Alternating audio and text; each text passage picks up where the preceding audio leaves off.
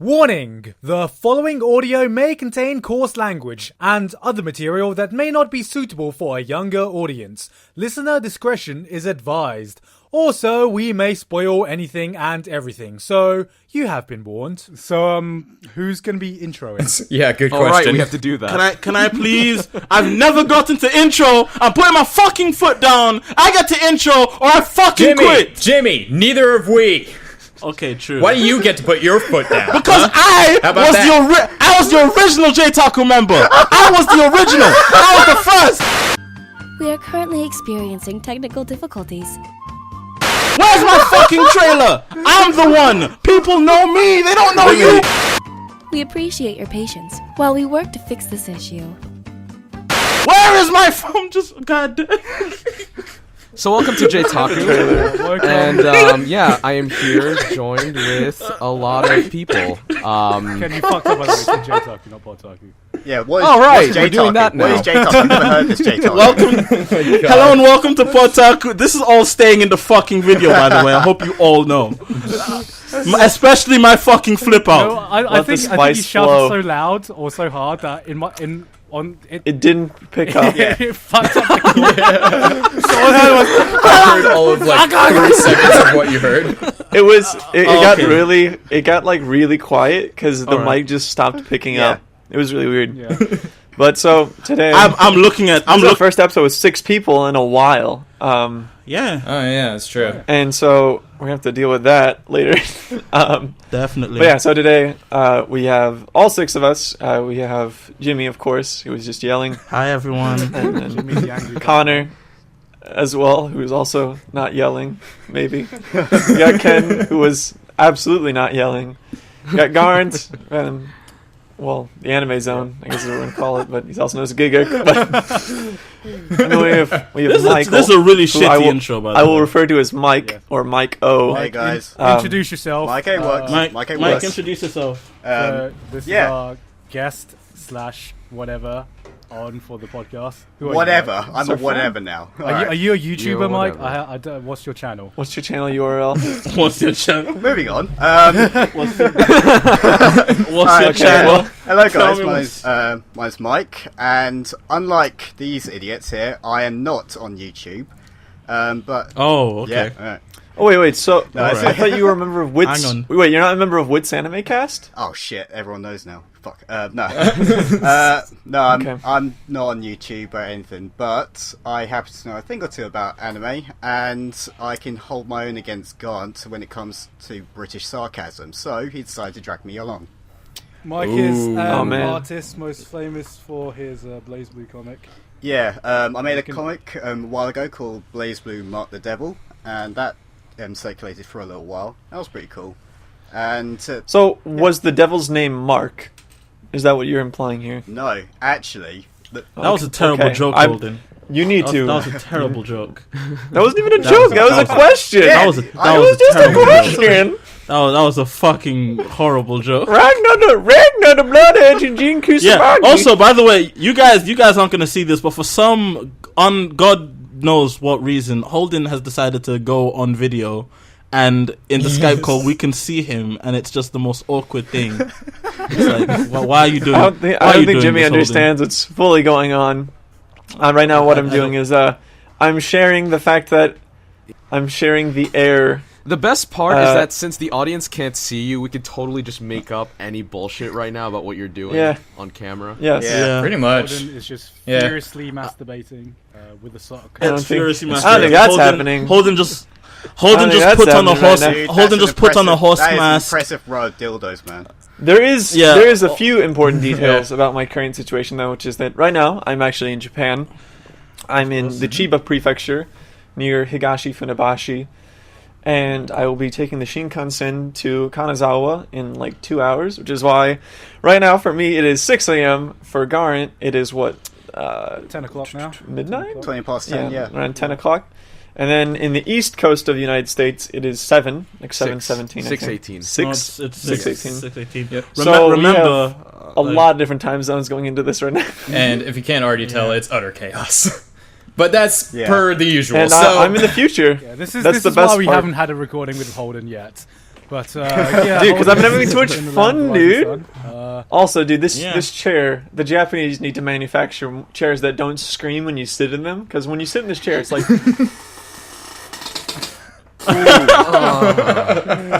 That sounds Feels great. good, man. It just sounds like that. It's gonna break. It's Imagine. You're It like was not breaking designed- joints whenever you sit It in was- that chair. like a lot of things in Japan. It was not designed for the Western ass to handle.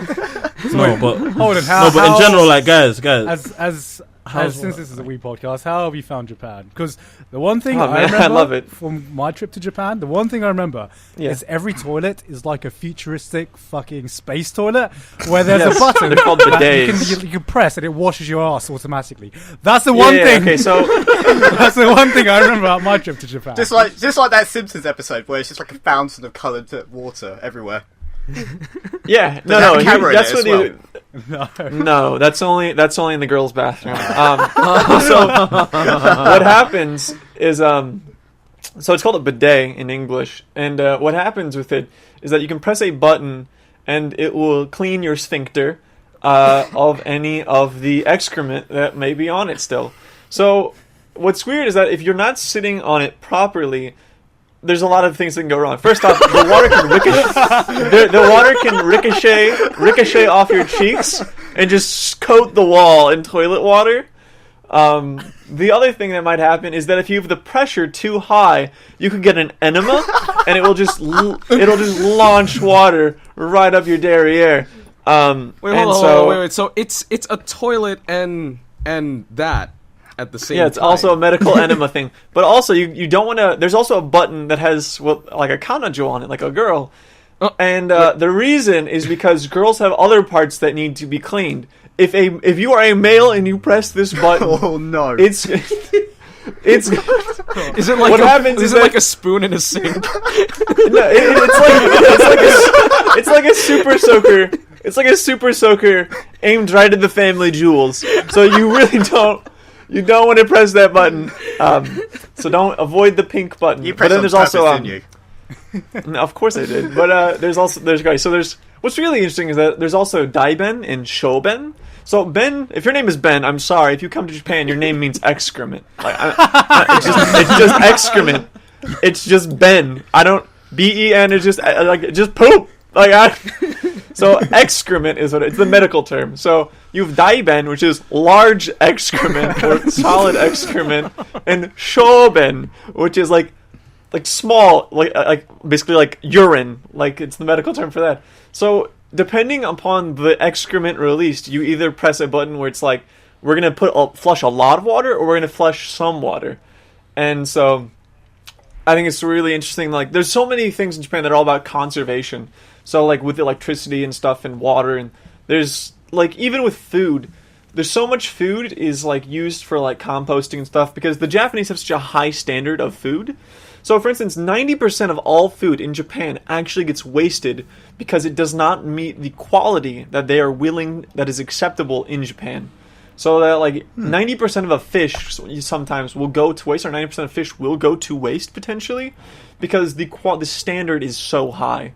But that leads to very little food poisoning and stuff because their quality is so high, but it leads to a lot of waste, which is why they're so conservative about that.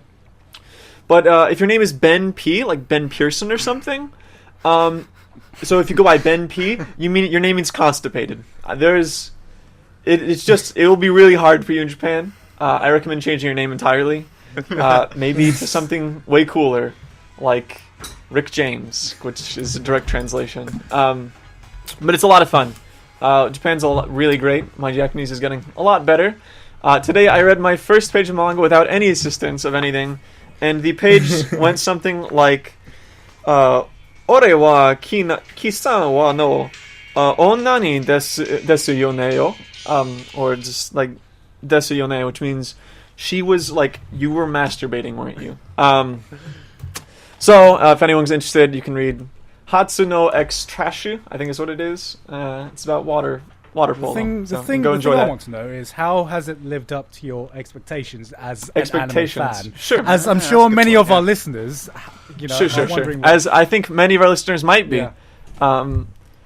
Japan met all of my expectations with with, like, at the very minimum, exceeding. Most of them completely blew out of the water my expectations. The streets are paved with manga. It was just no, but there's a lot of manga, and I think that was something I didn't realize until later. Because the first few weeks that you're here, you're in this crazy state where literally everything doesn't feel real. Especially for me, I waited over a decade to come here, so I think around like 12 or 11 years or something, since I was like 10 or something.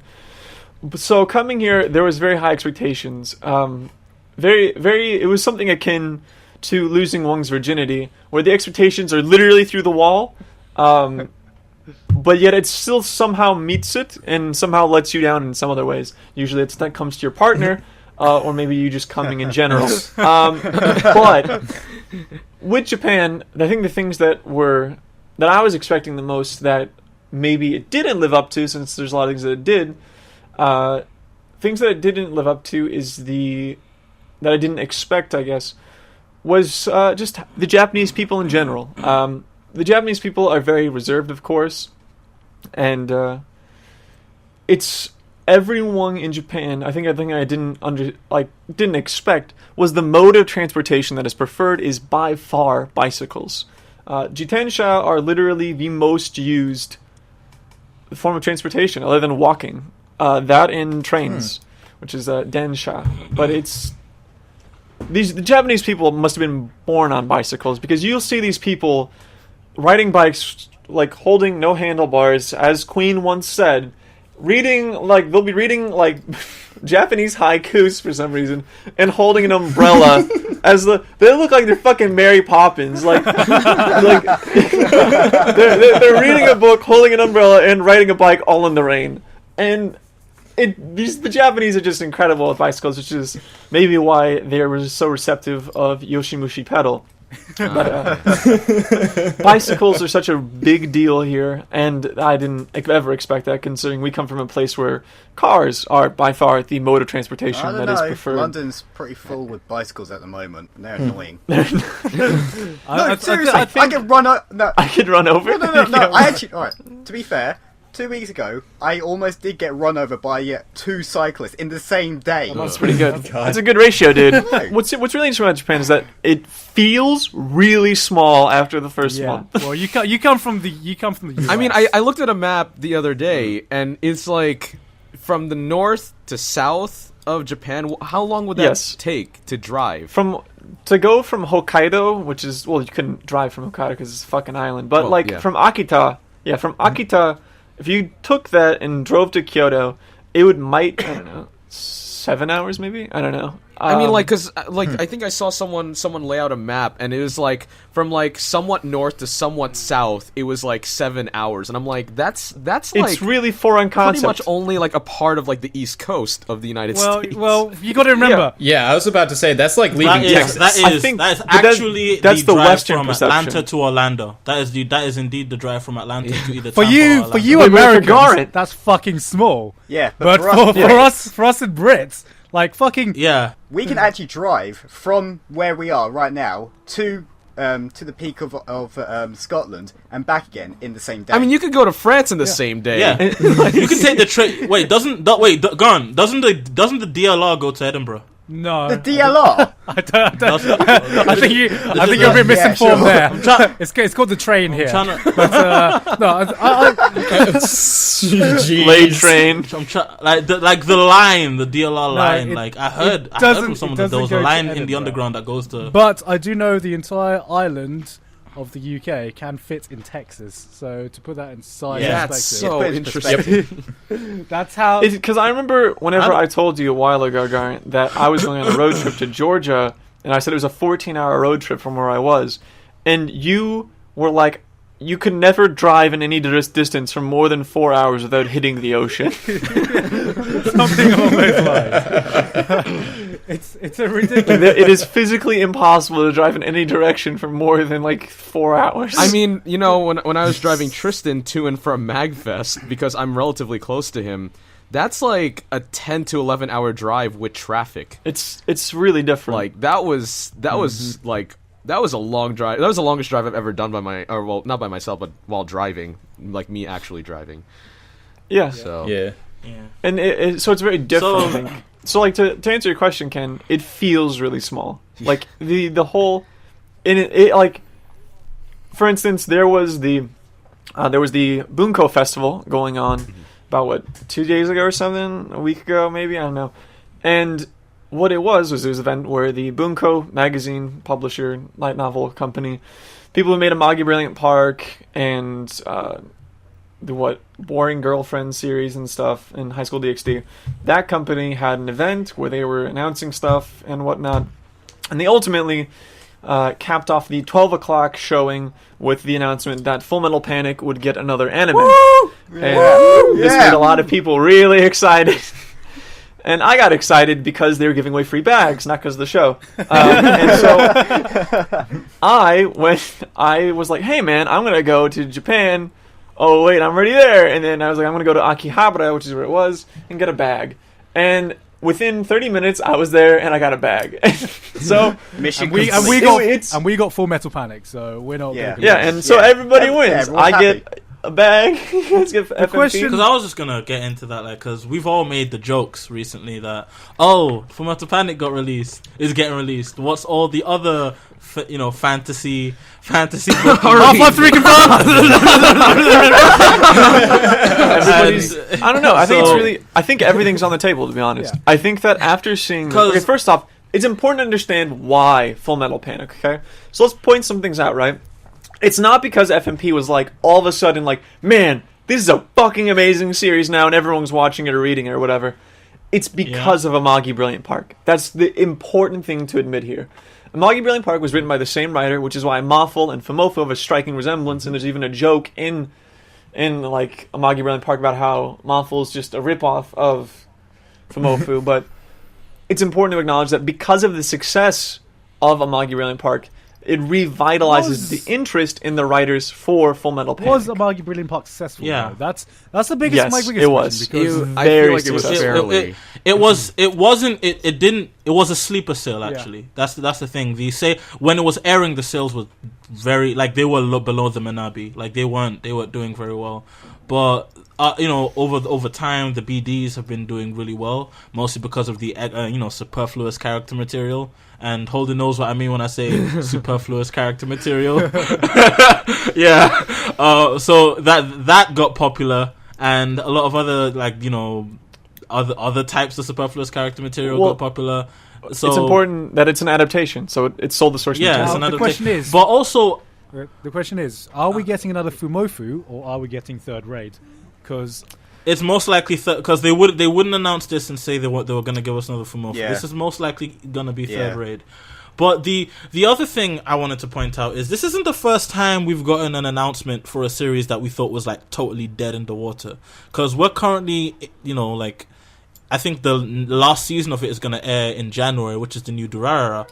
Yes. Nobody thought that was will be going to get like the fourth season, I think is what technically is. Well, technically all three, Because it's divided three cores across a year. Because I think all of that is a second season. And I think most people would agree with you there too. But their marketing is if it's different seasons because it's different incrementations. But yeah, I know I agree. With you. I know what you mean. In my mind, the way, because we always get conditioned since we're Western watchers. Oh man, this series hasn't had a TV show in like 15 years. It's gonna need to be rebooted. You can't just come out with a set. Like, think about it this way: would it make any bloody sense to come out with like another season of Samurai Jack or Life and Times of Juniper Lee as if nothing else happened? Like, would that make Gendy Tarkovsky? R.I.P. What is this? Would that make any sense? Like another like they're making a new Powerpuff Girls, but it's a new Powerpuff Girls. It's not like another season. That's the thing about the West. It's all about reboots. They love their reboots it has to be a reboot. So in Japan, I feel like the otaku culture is something that propagates the same shows. So when a show is popular, new people are constantly watching the show. New people are staying in touch with the show. New people they keep giving the show, passing the show around. So I wouldn't be surprised if Watanabe just woke up one day and said, "Fuck it, I'm making another fucking season of Bebop next week or some shit." Like, oh, shampoo. I think it's important to realize the time which things are made. I think pre 2007 and in 2007 included, a second season was never guaranteed or expected of anything. Yeah. Afterwards, in the new modern contemporary era, with the 2010s, I think it's important to realize that we are almost expecting a second season of something that is successful, not only because series are shorter, now the average is usually 12 episodes or 13, but because we are conditioned to believe that things are more based on sales, be it like characters that people enjoy, rather than just flat out telling a narrative that's necessarily important for the story to progress, where it's like, we don't need to have a complete story, because now we're trying to sell things because people like these characters and stuff, not because it needs to be concluded, which is very different. Because back in the day, it felt like the stories needed to be concluded, which is why they were 25 to like 26. Whereas now it's like, do you like these characters? If yes, we will give you more opportunities to be with them. And that's kind of the major difference that I've ran into. Because a lot of the 12-episode anime series that we watched recently, for instance, like Umaru is a really good example. Oh, yeah. Umaru feels like it was not even an experiment, but it was a show designed to make you say, do you like these characters? If yes, we have a lot of different stuff that you can use and read to like get to know these characters more. Because what you're saying, Holden, what you're saying is anime as advertisement. And that is a. Well, I feel like that's not a new concept. That's been around. No, it isn't. No, since, it's not. Like what actually, I think the consensus is one of the things that kicked off that trend was Bandai and tying in model kits with Gundam, like being because there was a certain point where new Gundam series would come out and there would be so many mobile suits that it would be less of a series and more of just a fucking advertisement for buying model kits. And a lot of shows are like this, where they have like a Gecko ending where it's just not necessarily, resolved with the first season, so you have to go on and watch something else. And some shows have been able to overcome this and be pretty damn good, like the first iteration of Fullmetal Alchemist. Well, it comes to the question of now, is anime just basically a glorified advertisement for the manga / light novel? Should we just talk about Battle Swords really quick then? Because literally a glorified advertisement. That comes down to who's making the anime. If it's A1 Pictures, fuck yeah, sure. But if it's any studio or any creators who Madhouse. Well, I mean, even Madhouse. Madhouse falls into the trap too. So let's not vindicate. I mean, if you look at like some of these IPs that are backed by or created by these companies that already run merchandising. So like anything that comes out of Nitro Plus, for example, or anything that comes out of Ultra Super Pictures. So anything like Gargantia to Kill la Kill and stuff like that. They're backed by these companies like Good Smile or Nitro Plus that they obviously want to drive merchandising for it. I mean, there is definitely influence there. Which brings me to another piece of interesting news that got announced, which is Crunchyroll. Merging Crunchyroll with Sumitomo. Yeah, Sumitomo. In order to fund in order to start up a funding company to fund anime. In a sense where they wouldn't make anime, but they would fund it directly, or they'd at be least one of the in sponsors. a part. Yes, they'd be one of the sponsors. You want to know? Do you want to know why? Do you want to know why they're doing this? Like, and they said the reason, or the speculation is the reason they're doing this is because the cost of licensing is so high and competitive now that if by doing this they become a first party. Because they now have ownership of it, they don't actually have to do distribution. Yeah, because they're a first party now, they actually they basically are saying, we've got that anime now. Like, do you put money do you want to? But do you know why? No, but Holden, you don't understand. Do you know why they want to be a first party? Because Funimation has been kicking their ass. Well, because there's competition. Yeah, Funimation has been kicking their ass for 2 years. There's Funimation, and then there's Daisuke now, who is No. Well, even here's the thing. Daisuke. Even Funimation's doing this. They're on the production committee for, I forgot what the name of it is, but there's a project there that they're on the production committee on, and I'm assuming they get Mass first Effect dibs. the anime. No, it's Dragon Age. The I anime. made the choice. It's not that. No, like they're like it's a project that's like currently being it's currently being made right now. Yeah, like Dragon Age the anime. Can you fucking Let's just name more bad anime that Dante's Funimation Inferno. made. No, but guys, can you imagine, like, this is just like random speculation. Can you imagine if, say, Crunchyroll or Funimation decided to start up an animation studio? Can you imagine that? Like, Yes, I can. I think it is not that implausible, to be honest. I think I feel like within a decade it might happen.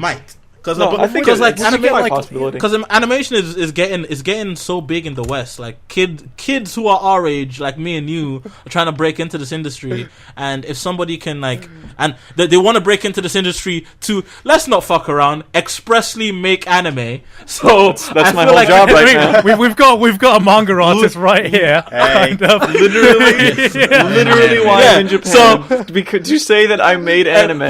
People are doing this expressly to make anime, or what? Even if I know I've been one of the people who say, "Oh, Americans can't make," like, just something that fucking looks like anme. Like, My they wanna be opinion the is next- more important because I have made anime. That is why I came to Like- Japan. Let's be honest. So Oh no! But Jimmy, I do have a bone to pick with you because well, okay. boy. I remember one of your tweets that you tweeted Oh. recently, boy. saying that you listened to the last PodTaku, which Oh yeah. Oh, we're doing this now. All right.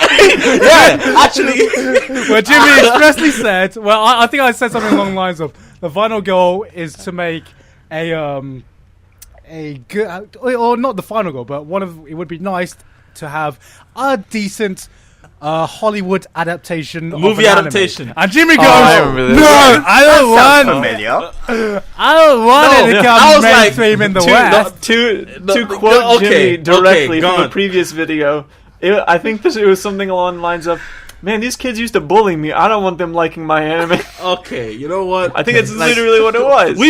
The thing is, we've messed around and played around and had, like, joking discussions. But if we're gonna actually, like, zero in and discuss, because there's a bunch of other stuff I want to discuss, because I feel like this could be its own podcast. So let me ask you this: how do you feel about Tiger and Bunny getting a live action adaptation from Hollywood?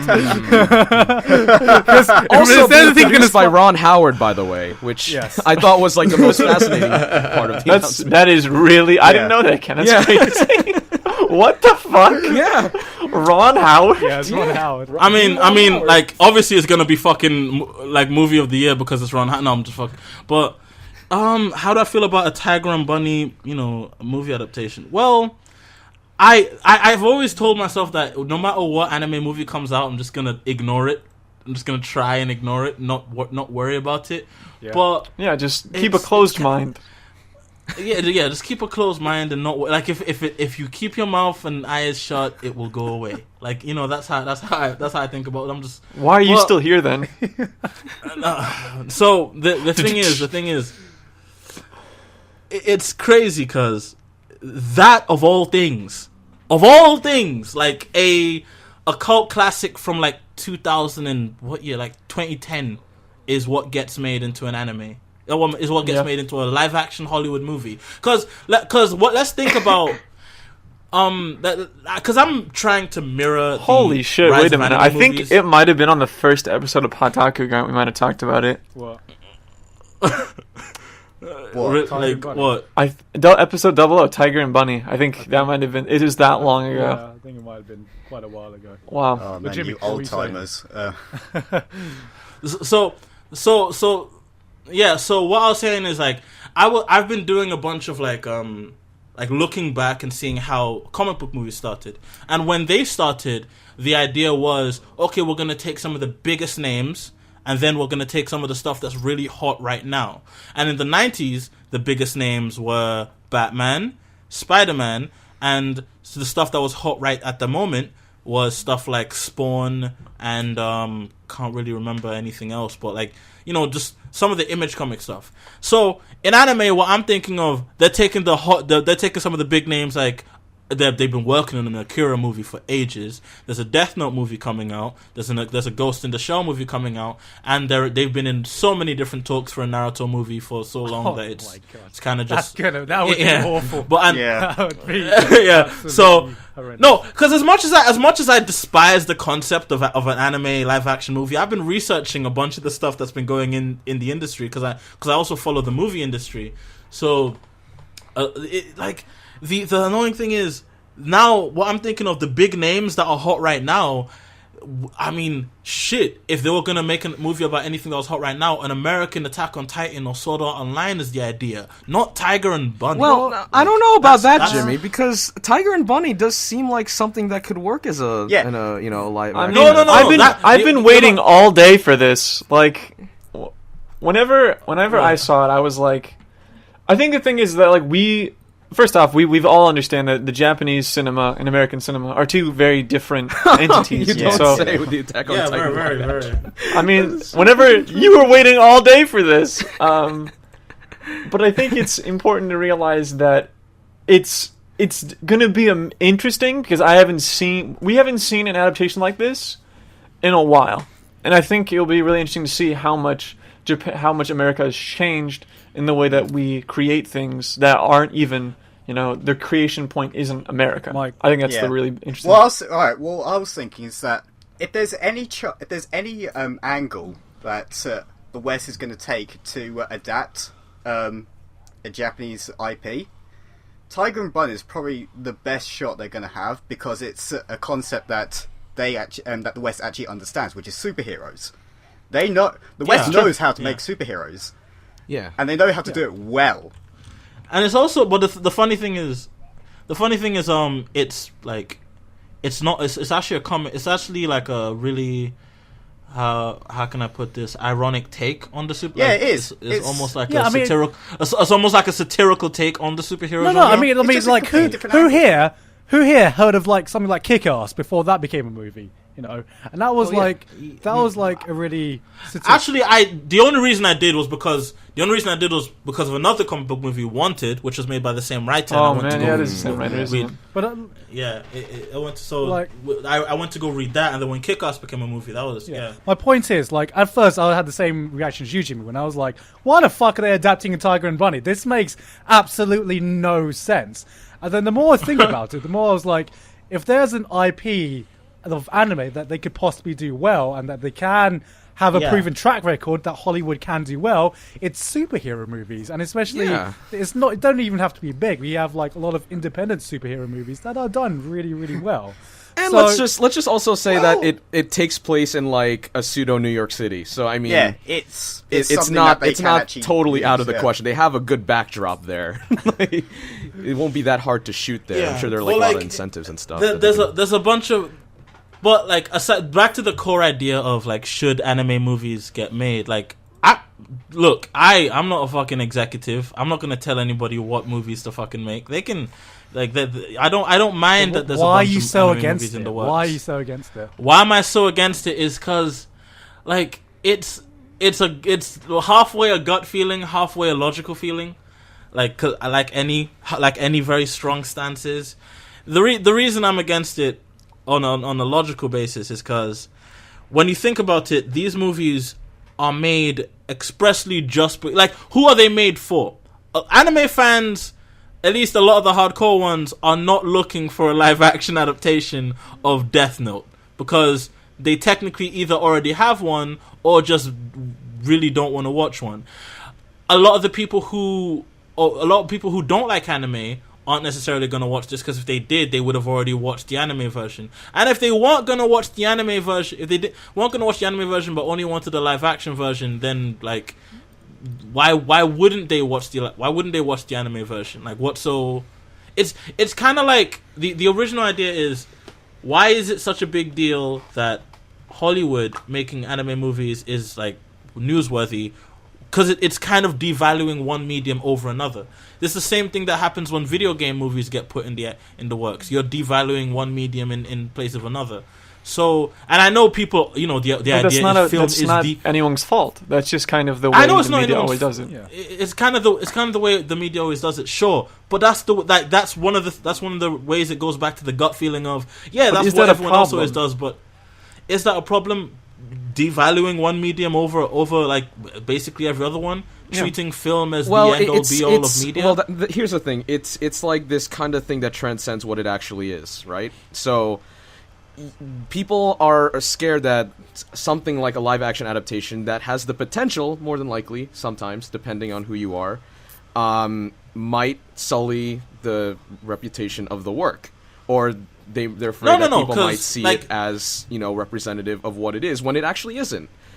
So to be honest, that doesn't bother me, because two of my favorite works have had terrible adaptations: Last Airbender and Dragon Ball Z. Neither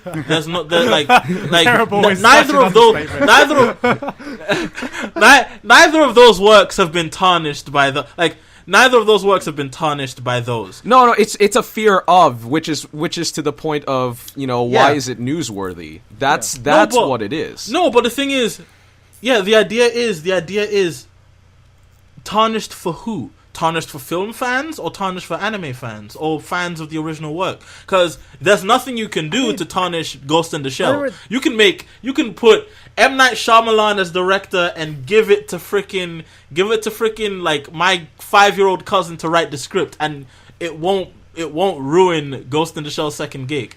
It won't ruin the first two movies. It won't ruin a damn thing. Arise came closer to ruining Ghost in the Shell than a live action movie. Maybe it's not so much that it's going to ruin the name of it. It's that people start to think, okay, this could have been done this way to make it better, and they realize that since, you know, like a Hollywood adaptation or whatever may have you was possible, that it could have been something else. You got to remember that if there is a Hollywood adaptation, we're probably not going to be the target audience. Well, that too. That's true. It's not even. It's not probably. We aren't. the target we are. audience. We straight up. But that's not the idea I'm coming at either. Another major thing is anime on a conceptual level, the way it is. People are always like, well, comic book movies could work. Comic book movies are great. The thing about comic books, right? They were made by. They were made in the West. They were made in the West, and they were made in the West. They're made by Americans. And when Americans, this is like a lot of the time, and Holden knows what I mean. When you're a creative in America or even in England or in the West in general, in the long term, your mind is thinking, how is this going to look as a movie?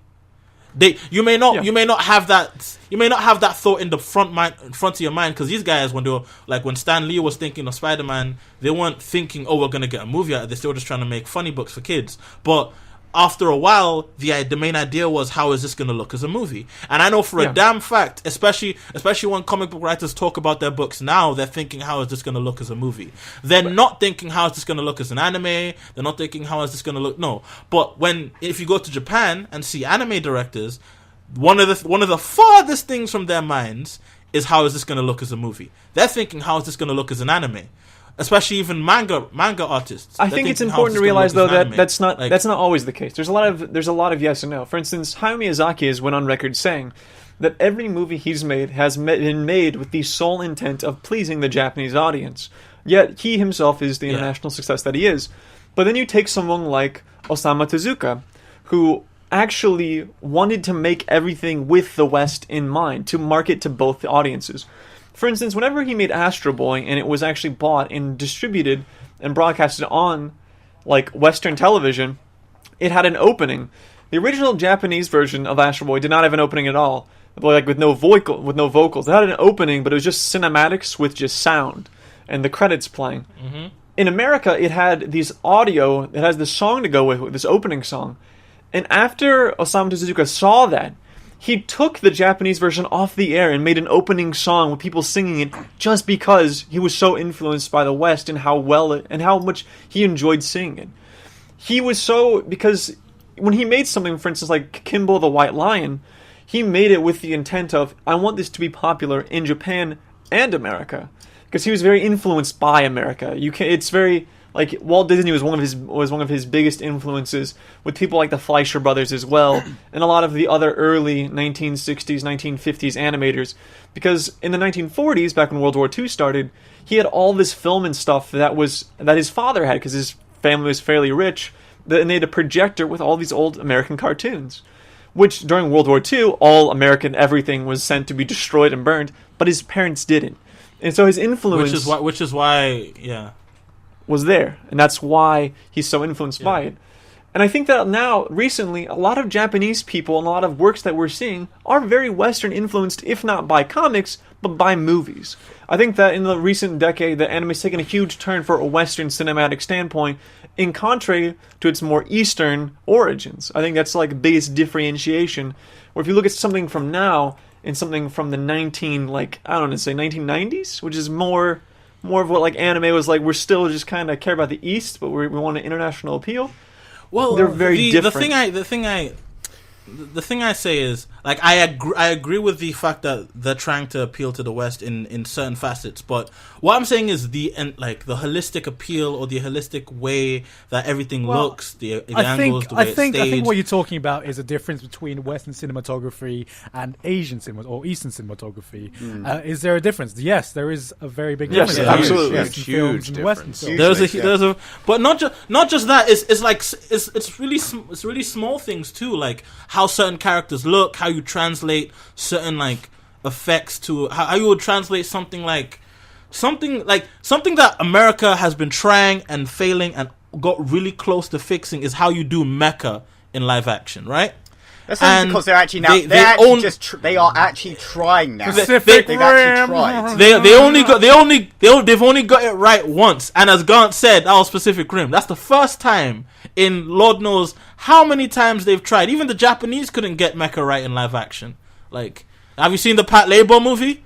Like, so like actually, Actually, no, they have got mecha right, because there are going to be 2 giant mechas fighting next year in live action. Yes, there in real life. Yes, Team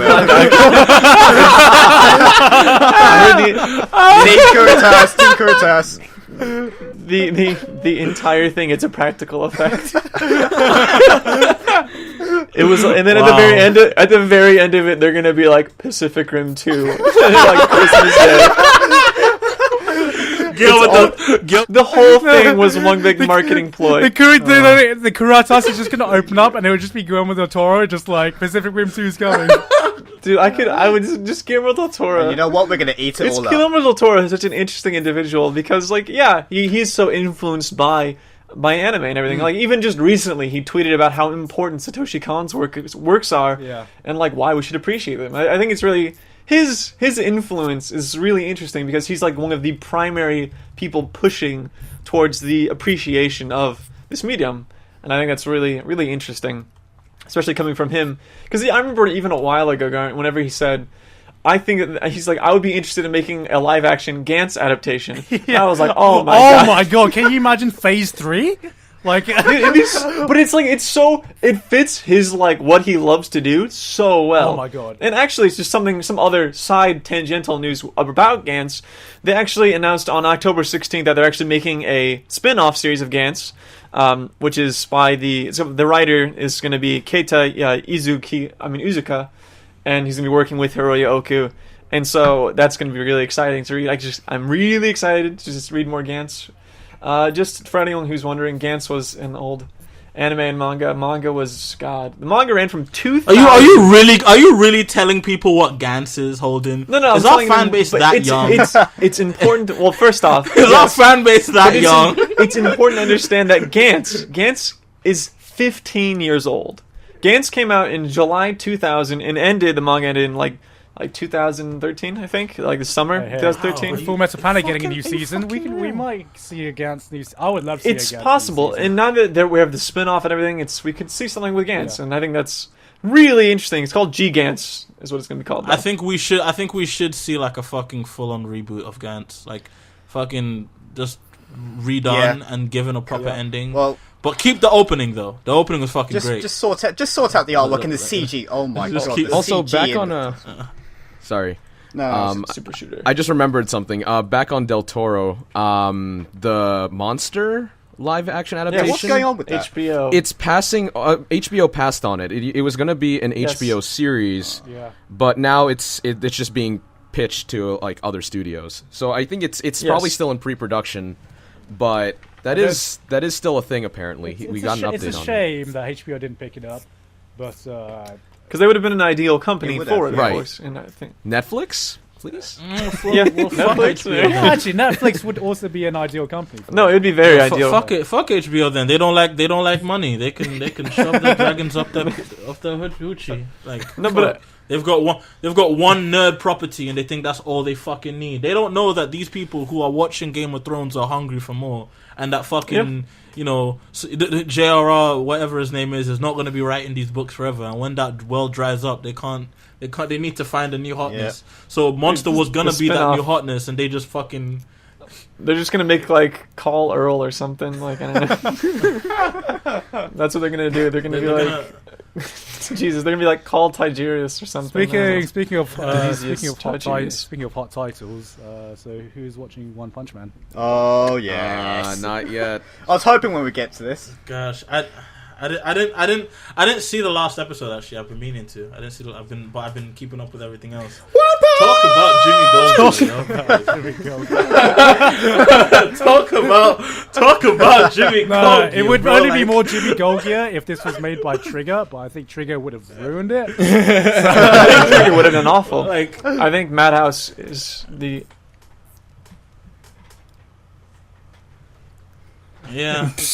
I mean, wouldn't that just make it Gynex, though? No, it's fine because they already have like one of the man. character designers from Gurren I think Lagann, it's- so it yeah, counts. People keep It's really telling me popular. that Gurren Lagann doesn't count to the fucking Gynax anime anymore. They tell me it's all a fucking Well, it Trigger. depends who you talk Fuck to. you. I'm telling you, I'm like, wait a minute, wait a fucking minute. Since when did Trigger exist in 2007? Jeez, man. People aren't smart. People are not intelligent. But yeah. One Punch Man. Yeah. Anime of the year, possibly. Anime of the year contender. No, you guys think I'm joking, but I'm being dead serious. This is an anime of the year contender. I mean, Madhouse have so far. It's definitely an opening. It's definitely an opening of the year Madhouse, contender. Madhouse have made 2 anime of the year contenders already, and 2 opening of the year contenders. Exactly. In One Punch Man and Death Raid. I would say they are just on fire this year. Like they're killing it this year, man. I'll tell you what. They couldn't have got a better music group to do the intro for One Punch Man than Jam Project. Yeah. Actually, they could have. Man with a Mission could have done it. Speak of Man with a Mission. They were too busy doing raid. Oh my god, raise your flag. Come on and raise your flag. One thing. I just realized Man with a Mission wears wolf masks. No, I was always actually a do. little weirded out when I first saw their music videos. I looked it up. And I was like, they all wear wolf masks, and I was All like, the how time. the fuck has no other band come up with this gimmick? This is the coolest fucking gimmick ever. It's what the interesting. fuck? I wouldn't say cool, man. And do you know what their backstory is? That they were all genetically engineered by Jimi Hendrix to be the best rock stars in the world. That's their anime level backstory. That sounds like an anime. God. It's actually Holden, get there on it. actually is a manga about the ghost of Jimi Hendrix being channeled through this female guitarist. It is an actual thing. So if you want, you can look up the Jimi Hendrix manga. It's really interesting. Jimi Hendrix, son. Dude, it's just like she channels it. It's really I weird. think somebody sent me a picture of it recently. Yeah, it's really interesting. But Anyways, One Punch Man's really good. One thing We I were found talking about One interesting Punch Man. about One Punch Man is that we watched the first few episodes, and they were like, how much of a budget must they have? Yeah, you were telling me about this. I was like, because at the time I never actually watched it, but then you were just telling to me like, most series have like 1 or 2 scenes where the studio puts in all their money. Okay, it's They- the Well, technical it's- term.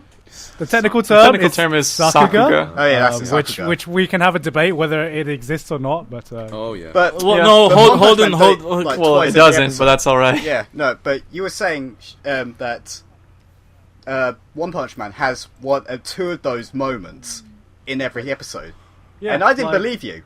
And then I watched them, and I was like, he's actually right. These are actually brilliant scenes. Yeah, because what it really is the. I feel like that comes down more to the fact that they've gotten a bunch of their, like, Madhouse has decided to splurge out and go with some of their best animators on this shit. Like, and they also brought in a director who I wouldn't have thought would have been a good fit for Madhouse. Can't remember his name, but he's the same guy who directed Full Metal Alchemist Brotherhood, Sacred Star of Milos. I think it's not to me. Give me a second. I'm gonna look up. You keep talking. I'm gonna keep looking because it's the same guy who directed that, and you can see he has this one quirk to him where when characters go through really harsh movement, you see these really splotchy, inky lines, and you see that whenever you see like Shingo Natsume. Yeah, he's also the director of 10 points Gryffindor. Let's go. Yeah, Shingo Natsume. He was also the director of a certain cult hit last year. It was a little known anime that may or may not have aired on American television before before it aired in Japan. People really like Space Dandy. Called Universe Happy. Universe Happy, dude. Space Dandy. Universe Happy. Yeah. I know what. Anyways, I'm Adolescence upon an incline, boys. Okay. I'm better than. So, I'm better than I that on it. It's a really interesting adaptation because it feels like it's just kind of the natural progression of the medium. And I remember years ago we talked about how hard it would be to adapt. God, whenever we read it when it was first just kind of coming out, Prison School, and they kind of just met all of our expectations. They were just like, I think we even mentioned that it would have to be animated by Madhouse back then. yeah. Yeah, And no, here it because is. my idea was it would either have to be animated by Madhouse or Bones, and even though I usually say a lot of things need to be animated by either Madhouse or Bones, that's just because it's me. But like in all honesty, this particular show would have looked the same if it was either with Bones or Madhouse. I don't think Bones would have done it as well. Like Bones would have done this as well. Madhouse have surprised me about how well they're doing this. Like the other thing is though, the other thing that is definitely notable to be said is someone asked me. I talked to somebody earlier, and it was like he only kills somebody with one punch. Like yeah, it's like how's that interesting? And I'm like, well, the gimmick is one punch makes them go down. The thing is though, there's other people in the show who don't kill things with one punch, but actually do really other cool stuff. There's like this cyborg, and also the other gimmick is, think of it that there's a bunch of guys there that he kills in one punch, and he makes them explode with every punch, and it looks really fucking awesome when he does it. And he was like, I don't know, this kind of sounds stupid, but then when he saw the first episode, and he saw Saitama just fucking wrecking all the mole men with one punch, and it looked like basically the most me thing you could ever put to screen. it looked like the. It was just missing some katanas. Yeah, that's basically it. it was missing some like katanas and some hip hop music in the background. Yeah, basically, like. Yeah, it was like you guys saw that first I am episode. the stone that the mason refused. that was the most me thing you could put on a fucking anime in ever, and I was just like fuck, like they stole my gimmick. What the fuck, like, jeez. So yeah, this show is the best thing since sliced bread. The problem is that we're just gonna have to enjoy this right now, because since it's made by Madhouse, chances are we're not going to get a sequel. Yeah. Yeah, and I revel in that fact. I really do. Why do you though? I revel in the fact because Madhouse expresses that they're capable of doing all these things, but simply have the self-control to not push things beyond where they don't even want to. For instance, let's just talk about whenever like Batoon came out, and it was just like everyone was like, "What the fuck, man? It's too short. 12 episodes. Where?" And then they're just like, yeah, whatever. We hate you. Is what like, it's like their shows are like one big slideshow, and the final slide is just fuck you. Like, it was like you shot through 6 hours. And the That final was slide literally is the ending of Platoon when it was like, insert another coin, please. And it was just like, God fucking damn you, Madhouse. it's so great. No, how but just Madhouse is just literally the final slide of every slideshow. Just fuck you. We hate I'm you. pretty sure. I'm pretty Shout sure out to Overlord's Clarion. gonna get another season. I'm I'm pretty sure sales Overlord- have gone through the roof ever since that. Yeah, Overlord Overlord's is gonna get another really season. popular here. Because Overlord, it's really shit, but it's one of those shows that like. it was Subjective. It was Subjective. It was enjoyable. Like I wouldn't say it was the best thing. Do you think? Do you think Parasite could get another season? Because that show was. What are fucking you talking about? That's no. over. What the fuck? It has the ending. Like- It's like the perfect ending. What the fuck? Did you watch Parasite? Did they adapt the entire? Did they adapt the entire manga? Yeah, Yes, they did. Adapted the entire manga. They did. Yeah. They adapted 10 volumes and 24 episodes. That was the entire manga. Wow, Ten short volumes manga. sounds about right, actually. That's possible. Yeah, it's a short manga.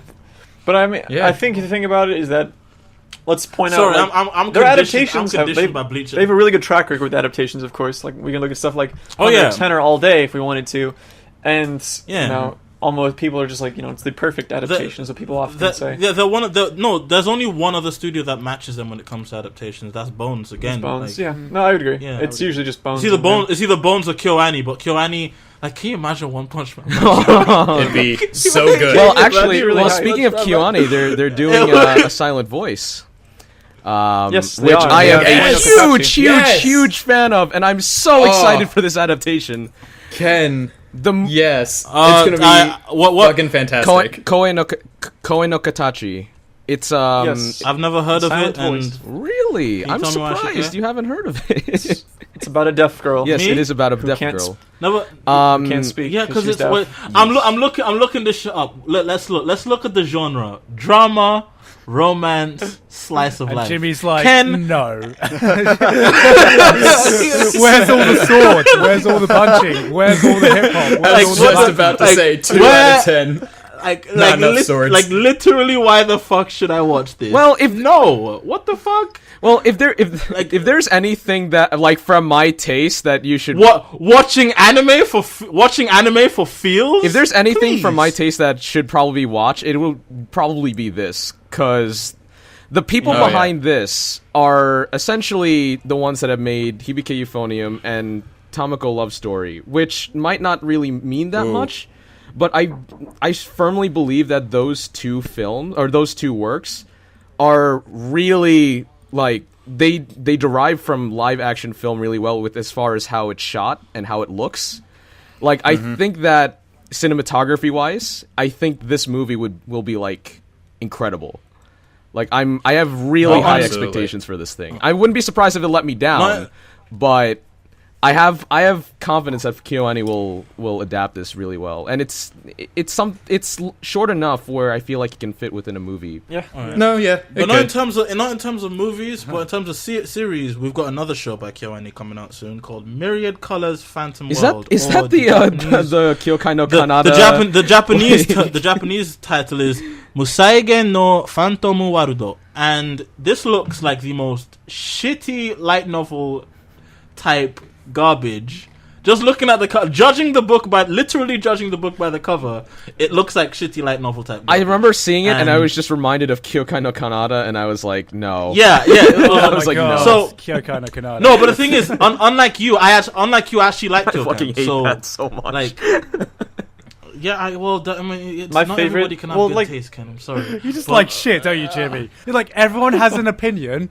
I'm gonna go against this opinion just because I'm Jimmy. No, I actually fucking like that show. Here's the It's thing. probably- I feel like I've heard that the second film was really good. I haven't seen it yet. I'm gonna hold off on like any other opinions on that until I watch it. But with as far as the main Yeah, show because it goes, had I a just sword was in not it. satisfied.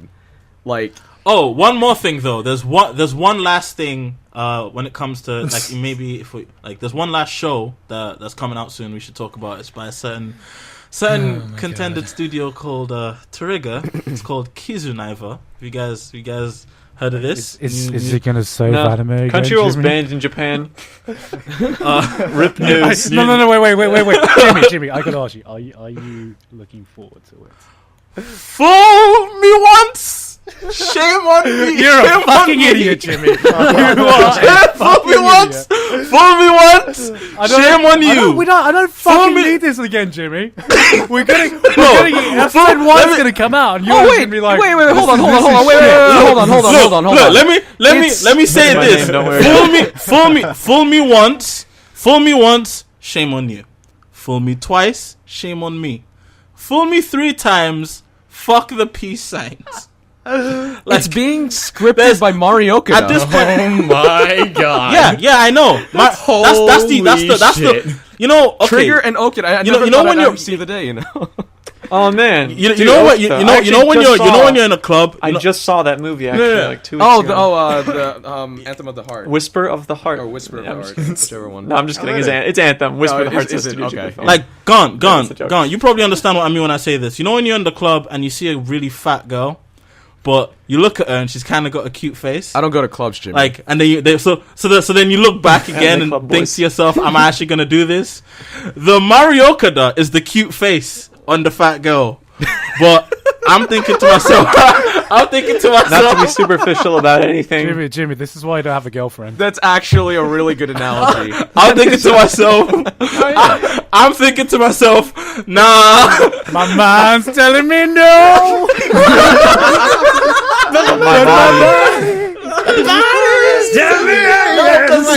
Cause the concept and everything sounds like something I want to see. It's like fucking Persona. Like it's weird. It's like Danganronpa, Persona, some other. Okay, I'm not gonna lie. I saw like, the colors in the visual art, and I'm like, this looks like Mikaku City actors all over again. I thought that as well. I thought that as well.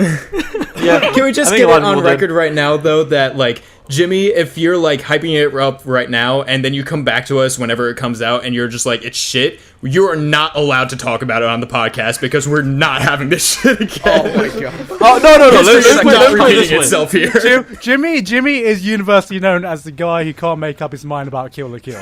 Can I fucking finally explain how I feel about Kill la Kill? No, we do not have any time for explanations. Okay, you know what? Fuck it. There's a Q&A fucking thing coming on my channel sooner or later, and I'll plug that. There's a Q&A segment coming on my channel. Okay. Send an email to Note to editor, gmail.com. section 1 hour 10 minutes. Thank you, editor. Send an email. The last thing I would want to mention. My favorite upcoming anime that was just announced was League of Legends.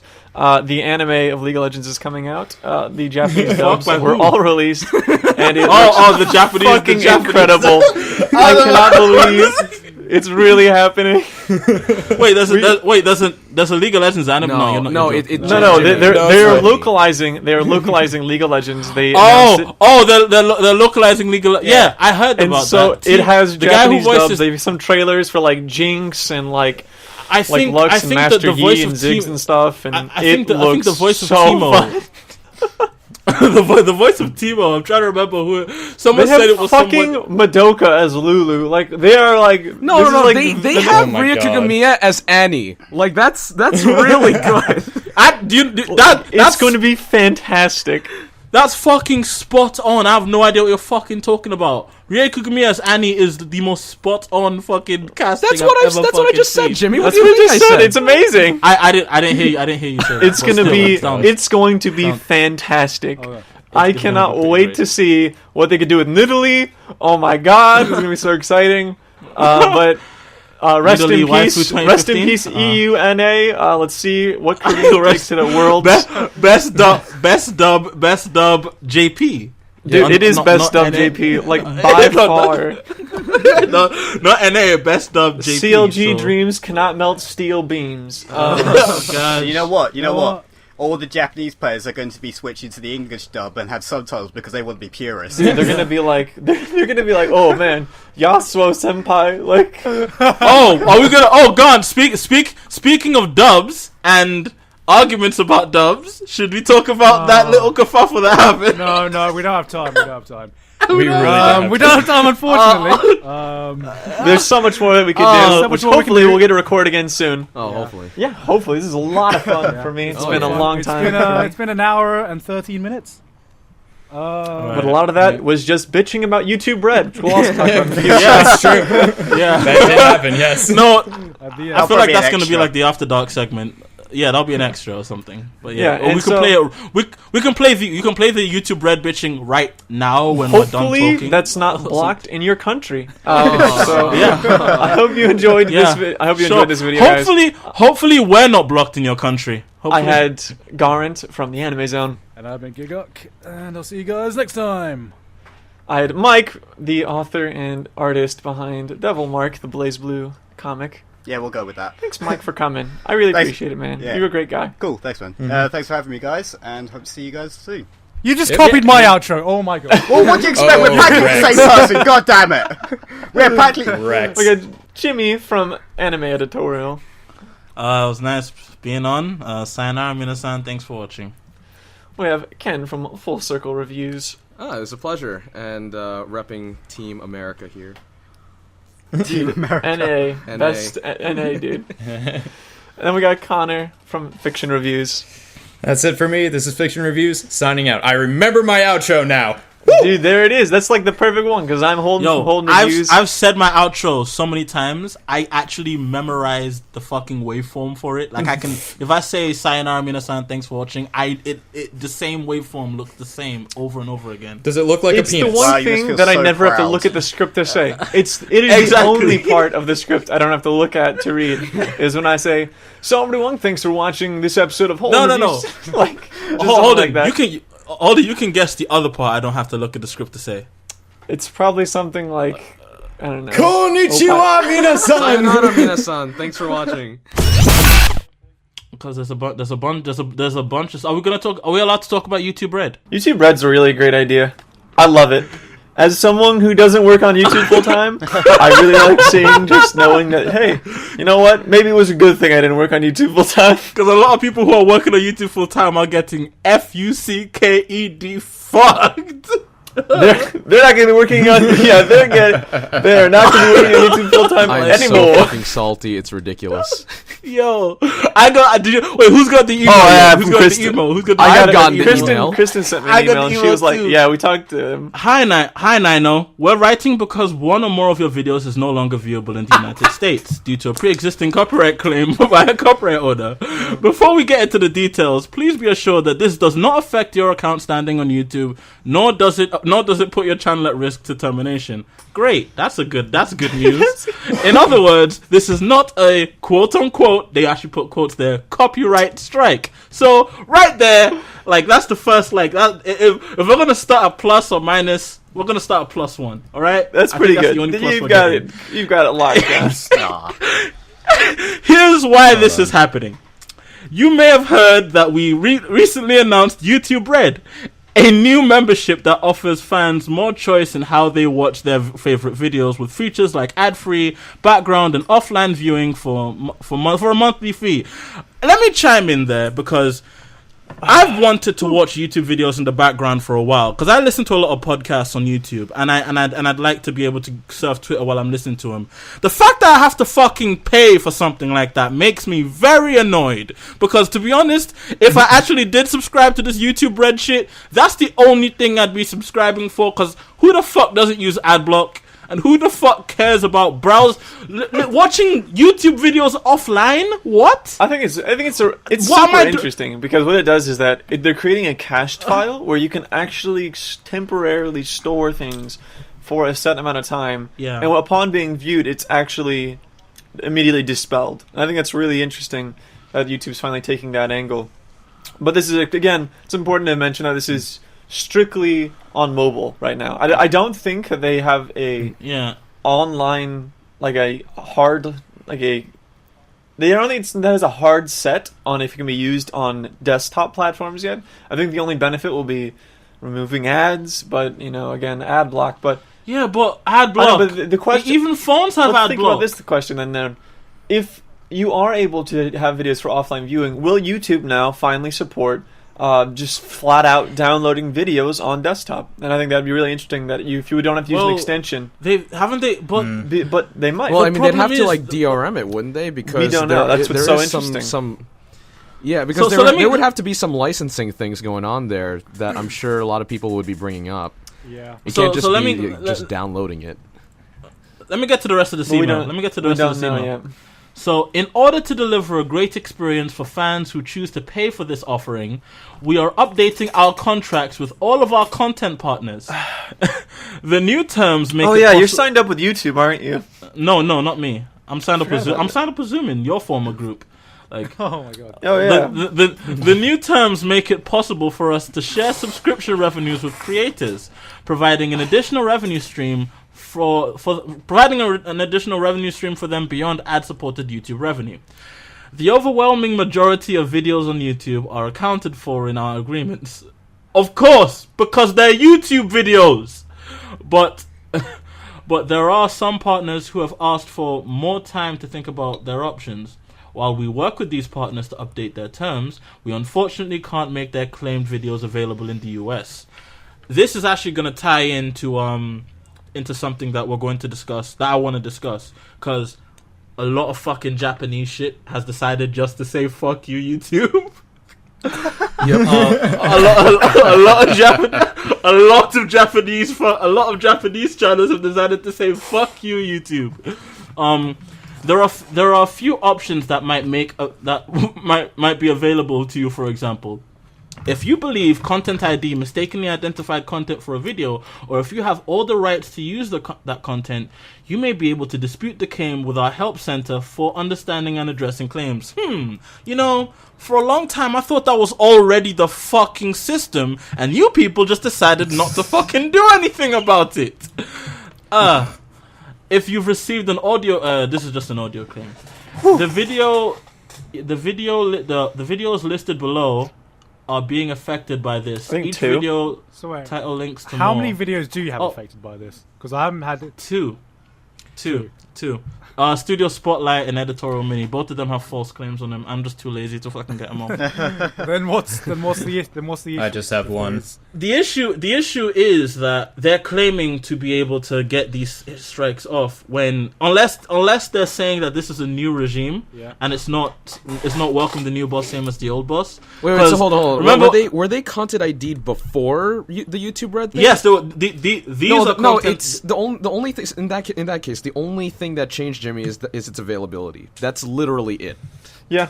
Like it's not any different. I'm not exactly sure what you're but the what I'm getting at is oh fuck, monetized by copyright owner, blah blah blah blah blah. Shit, man, this is so fucking weird. Anyway, what I'm getting at is these. Wait, my video's monetized by someone else? What the fuck? Who the fuck is Melberries? That's what it, Jimmy. That's what it was. Is. When your content ID, someone else monetizes your video, aka the owners of the content. Yeah. A lot of the time it just either just makes me stop monetizing it or just gets blocked in some countries. Steins Game Review, rest in peace. I've got a lot of videos that are monetized by other people, and I let it happen because I'm a good guy. It's like, but that's literally like this like NTR. It's like Naturare. I just kind of let it You have your video.